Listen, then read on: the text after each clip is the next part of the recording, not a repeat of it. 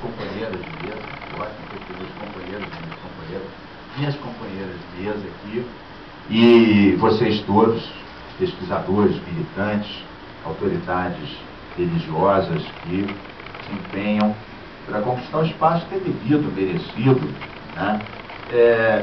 A Lara se empenha nisso há muito tempo, ela tem esse mérito de ter trazido já há bastantes anos atrás para dentro da Secretaria do Ambiente essa preocupação de criar uma política pública compatibilizando a liberdade religiosa, o respeito às religiões, a luta contra a discriminação e, ao mesmo tempo, a compatibilização com o cuidado em relação à natureza, o respeito em relação à natureza e toda a ideia da sustentabilidade dessas práticas, sobretudo aquelas como as religiões afro, que tem na floresta um espaço realmente sagrado, um espaço de culto e de,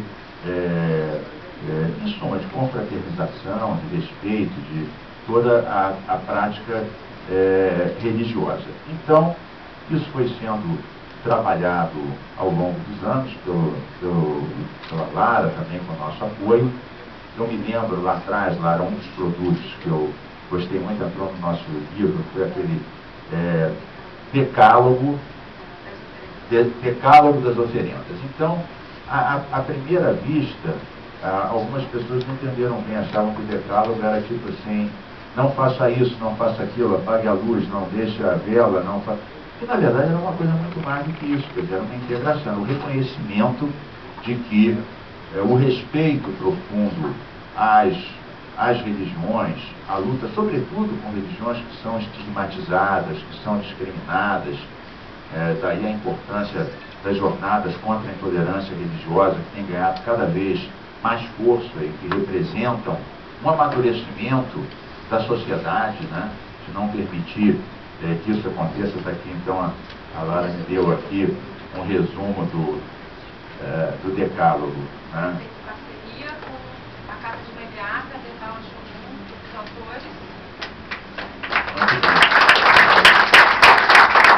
O primeiro material onde a gente associa os saberes ecológicos conservacionistas com os saberes sagrados do candomblé, através da parceria, na época, da Comissão de Meio Ambiente da Assembleia Legislativa, que o Índia era o presidente, com a Casa de Mediata, Detal.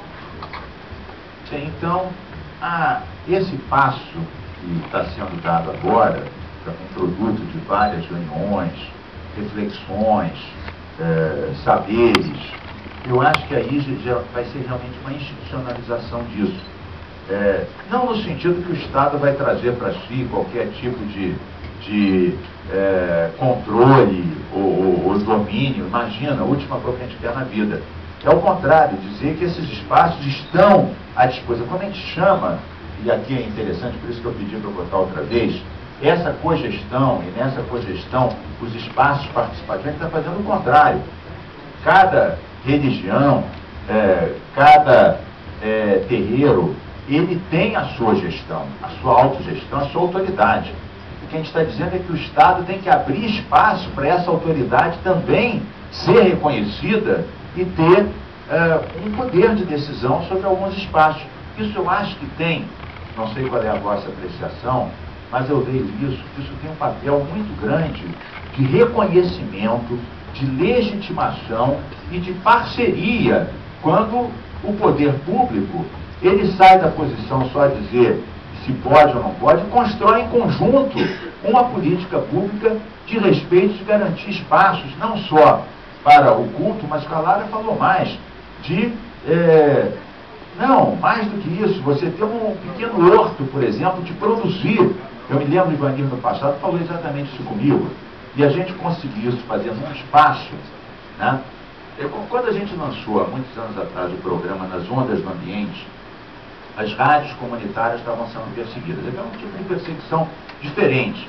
Tem em comum perseguição, mas as razões, a quantidade e quem perseguia eram diferentes. Não dizia que as rádios comunitárias eram rádios piratas, que era isso. Era uma forma de manter o monopólio dos meios de comunicação e impedir que a população pudesse ter seus focos autônomos de produção de informação, de produção de conhecimento, exercício um tipo de poder também, porque comunicação é poder, né? Quem só recebe as mensagens dirigidas do poder, plim, plim, é um receptor. E cada um de nós é também um transmissor. Cada um de nós tem o que dizer à sociedade das nossas experiências, das nossas ansiedades, das nossas utopias, da nossa religiosidade. Então, nós trouxemos essas rádios comunitárias para dentro das escolas, também em parceria com a UERJ, com vários companheiros e companheiras, né? E isso foi uma coisa interessante. Para já, a escola, a garotada adorava. Quem não quer organizar um programa de rádio, ir para a rua, ver a questão do lixo, da agressão, da dengue, discutir isso numa rádio com a população do entorno. Mas depois tem isso, quando você traz nas ondas do ambiente, é uma brincadeira, a questão das ondas de rádio, educação ambiental, então, nas ondas do ambiente. O pessoal do movimento das rádios comunitárias se sentiu bem também, porque acusados de clandestinos, piratas, etc., daqui a pouco um programa público disse, não, peraí, esse pessoal vai ajudar a garotada das escolas a aprender a lidar com uma rádio, editar um programa, e agora a gente está levando para várias comunidades, do Alemão e várias outras, tem Mulher, Gramacho com os catadores, então isso aí, Maré, exatamente, Maré, que é um programa forte com o UERJ, etc. Então, eu fazendo esse paralelo, eu vejo que quando você traz a cogestão e reconhece, né, as comunidades, os povos do terreiro, não como alguém que vai receber, não, que vai formular, que vai determinar as diretrizes, que vai participar da gestão, eu acho que não é o único reconhecimento. O reconhecimento vem do que cada um faz, a sua história, a sua vida, as caminhadas que afirmam o repúdio, a intolerância, né? Mas é mais uma forma de você fortalecer, de reconhecer essa importância. Eu acho que isso não é a favor nenhum nosso. Eu acho que o Estado sempre tem que ser assim.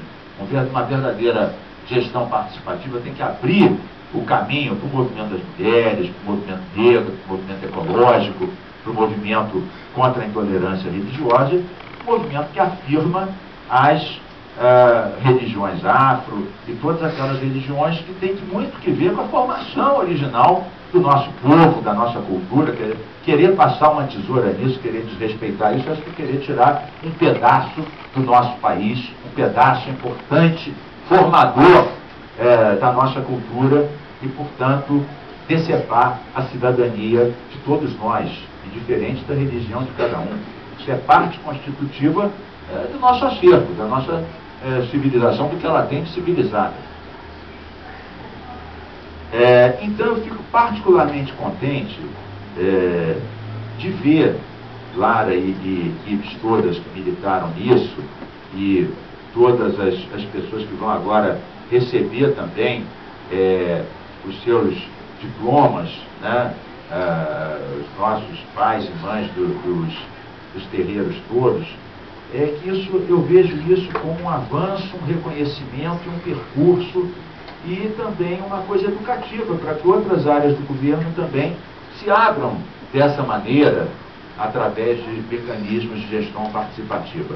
Eu, como um defensor antigo do meio ambiente e também um lutador antigo contra o racismo e contra a intolerância, eu me lembro, quando eu saí da prisão, né, do exílio, eu cheguei na Argélia, estava lá o Amílcar Cabral, um grande lutador, né, pela independência da Guiné-Bissau. Eu conheci o Amílcar Cabral e estou impressionado com ele. Na época ainda a Guiné-Bissau estava dominada pelo colonialismo.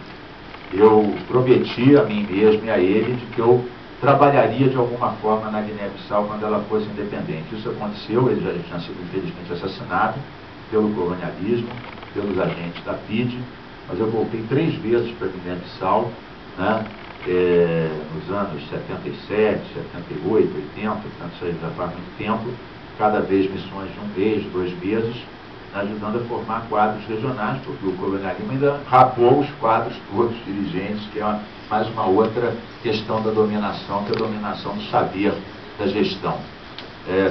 Quando eu comecei aqui o mandato há muitos anos, a primeira medida que eu tomei foi chamar a uma resolução, uma coisa simples, a sala de imprensa da Assembleia de sala Steve Biko, em relação a um dos grandes lutadores da ANC, companheiro do Mandela, um lutador pela libertação e contra o apartheid. Então, eu tenho essa questão muito forte, libertária, contra o racismo, o antissemitismo, a homofobia. Isso eu acho que faz muito parte. Eu fico contente de ver, Lara, que você, junto com nossas companheiras e companheiros aqui da UERJ, que também são companheiros e companheiras de outros programas de educação ambiental, do próprio nas ondas do ambiente, que vocês conseguiram incorporar e abrir esse espaço. Geralmente os espaços se fecham, a gente está fazendo o movimento contrário, né? Geralmente quem tem o poder quer mais, não quer compartilhar. A gente está querendo criar novos espaços de poder e também de exercício. Se isso dá certo, e eu acho que vai dar certo, não tem como não dar certo, vai dar certo, eu acho que a repercussão disso vai ser muito grande. As pessoas, inclusive é interessante, porque aqueles que perseguem as religiões afro usam muito, não só esse, usam vários, Satanás, tudo que vocês podem imaginar, mas usam também esse argumento. É o pessoal que suja, que queima as unidades de conservação, acaba sendo mais um elemento daqueles que estigmatizam, que perseguem e que desqualificam. Então, quando você mostra exatamente o contrário, essa aliança forte da área ambiental com a área religiosa e das religiões afro e de todos os terreiros, eu acho que você está dando um tapa na cara dos perseguidores, dos discriminadores, e mostrando que é o contrário, isso é um elemento de proteção, de educação, de cogestão. E eu acho que esse avanço também, além de ser bom para o meio ambiente, é bom para afirmar a liberdade religiosa e afirmar a luta contra a intolerância. Então, queria dar parabéns para você e para todos aqueles que se empenharam por isso, chegaram até esse momento, lembrando que há muitos outros passos, daqui o cronograma aqui que foi construído em comum, ainda há muita relação aqui no meio do caminho, mas já se chegou até um ponto que se pode apresentar isso, não é pouco, é exemplar, e que outros estados, outras áreas se inspirem nisso também, para que essa aliança da ecologia com a liberdade religiosa, as religiões afro, vire também uma nova fronteira, né, da questão ambiental, da Agenda 21, mesmo da Rio+20, que se incorpore isso como uma questão maior na luta pela natureza, pela vida, pela liberdade. Saudações ecológicas e muito libertárias para todos vocês.